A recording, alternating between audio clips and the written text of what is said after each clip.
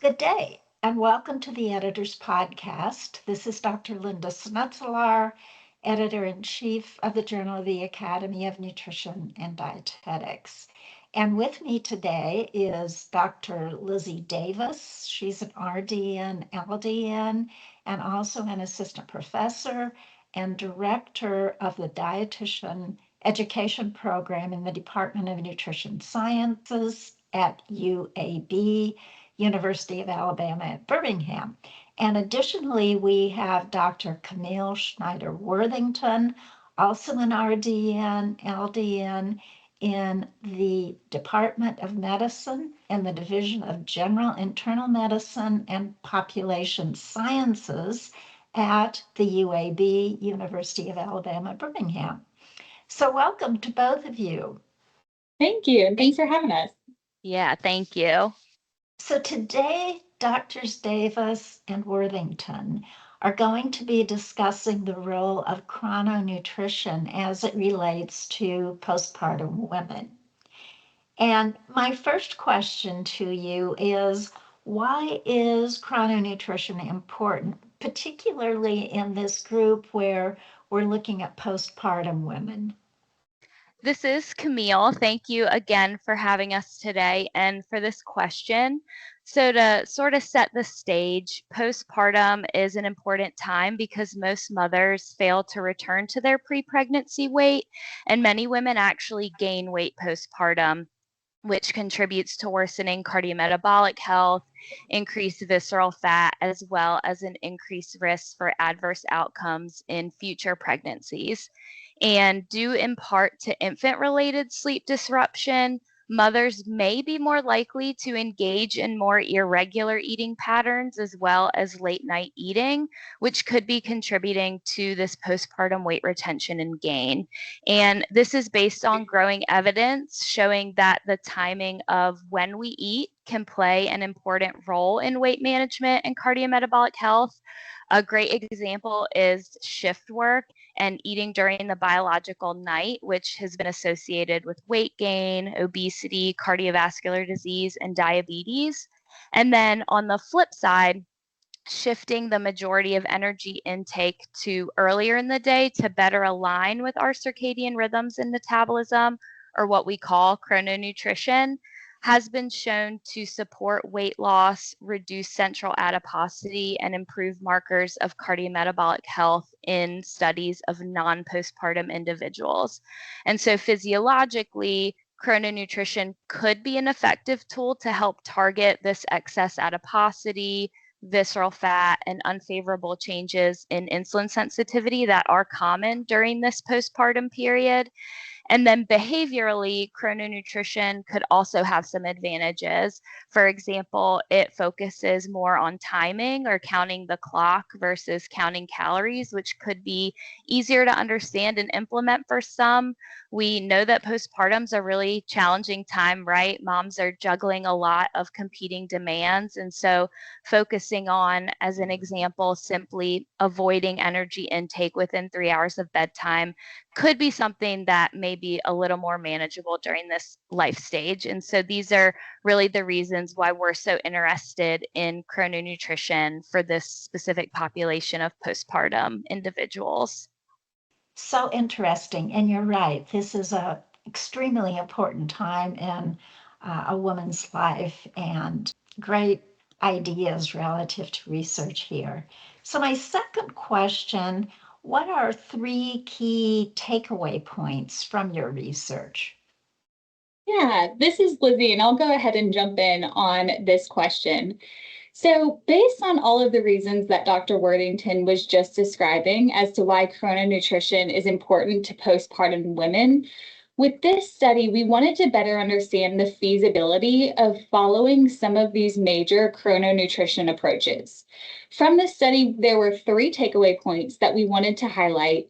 The first takeaway point is that from the qualitative findings of this study, one theme that we identified were factors that participants stated as influencing their eating habits during that postpartum period. And for our study, that was 1 to 6 months post-birth.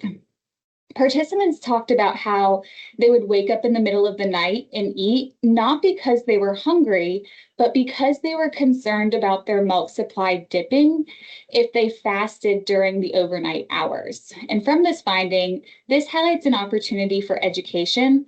Lactating mothers may benefit from reassurance that overnight eating is not necessarily required to support milk supply. A second takeaway from this study focused on common barriers that came up for participants when they were beginning to think about what it would look like to implement chrononutrition into their current lifestyle. A reoccurring theme was the importance of the evening meal as a central family activity. This suggests that evening meal timing should be explicitly considered when discussing chrononutrition strategies, ensuring that recommendations remain compatible with family routines. For example, some participants noted that family members, such as spouses, often returned home later in the evening, so like 7, 8 p.m., influencing when dinner could occur. As dietitians, it's important to recognize the universal significance of shared evening meals and incorporate this consideration when developing these feasible chrononutrition recommendations.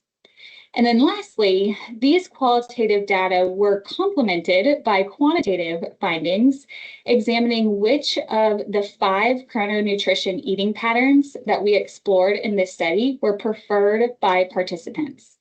The most preferred approach was the bedtime stopping rule, which focuses on a single guideline, stopping food intake a set amount of time before sleep.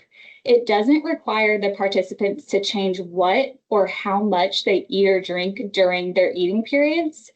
Participants reported this approach aligned well with their current eating habits.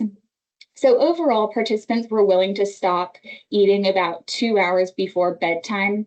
Many described this as manageable because it required only one key decision, when to stop eating in the evening, and they felt like it could be easily integrated into their routines. In contrast, though, the least preferred option was the King's Breakfast Paupers Dinner pattern, which requires people to carefully calculate and distribute calories across meals to achieve prescribed intake ratios throughout the day, which, as you could imagine, can be burdensome and difficult to maintain consistently in everyday life for anyone, but especially somebody with a newborn. So, taking all of this together, these findings highlight 3 key takeaways: the need for targeted education around overnight eating and milk supply, the importance of aligning recommendations with family meal routines, and the value of simple, flexible chrononutrition strategies that fit seamlessly into postpartum life. Such important concepts related to the real world and what needs to happen as we're looking at nutrition.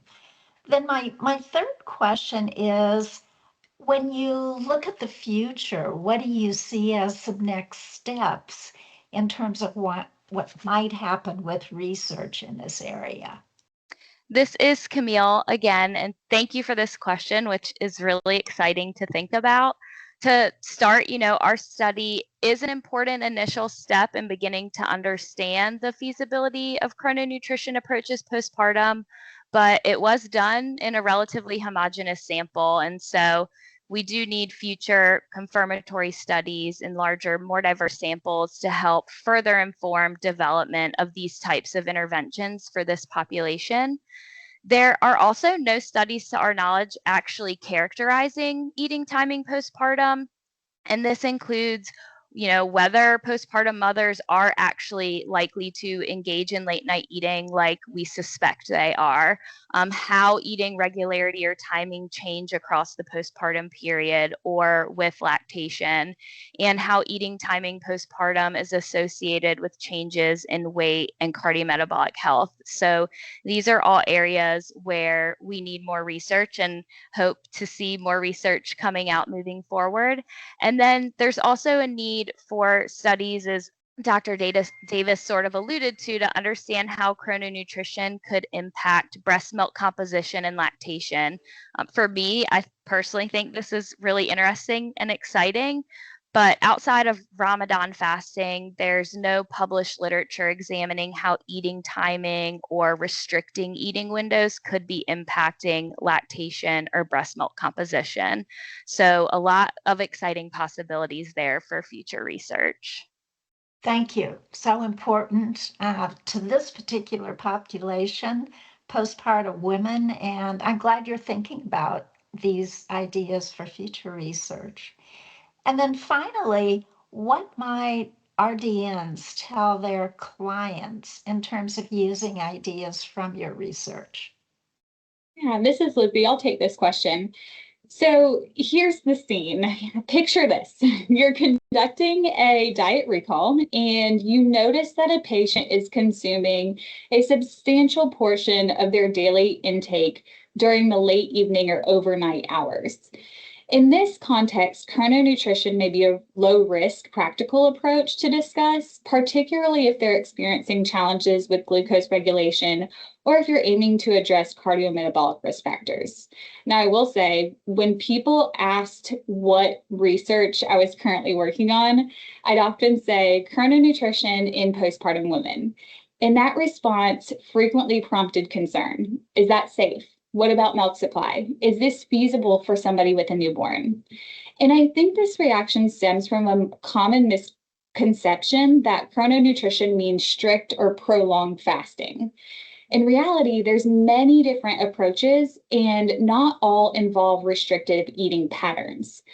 What we found in this study was that postpartum women were able to identify approaches that felt simple and achievable to them.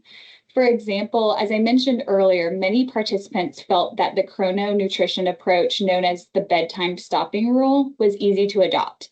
This approach involves choosing a set amount of time to stop eating before going to bed. So in our study, most participants selected a window of about 2 hours before bedtime to stop eating until they have their first food or drink the next day. It's really just not having them eat during those overnight periods after they've gone to bed. All that to say, chrononutrition does not have to be rigid or involve long fasting periods. So when discussing this with patients, it's important to present the range of options and work collaboratively to identify an approach that fits their lifestyle and stage of life. Thank you. Such important ideas, particularly as RDNs who are a part of the academy are looking at ways or ideas to work with this population. Thank you. And I see this as being an incredibly important area in dietetics that, as you have already said, is under-researched at this point. And I think it's going to be of tremendous value not only to researchers working in this area, but also to practicing RDNs who are counseling women in this area. So again, many, many thanks. And again, I wish you the best as you continue with your research. Thank you, and thanks for having us. Yeah, thank you. Thank you for listening to our discussion today. Additional scholarly articles related to today's topic are available on our website at www.jandonline.org. If you found this discussion informative, please like and subscribe for more content. Thank you for your time and support.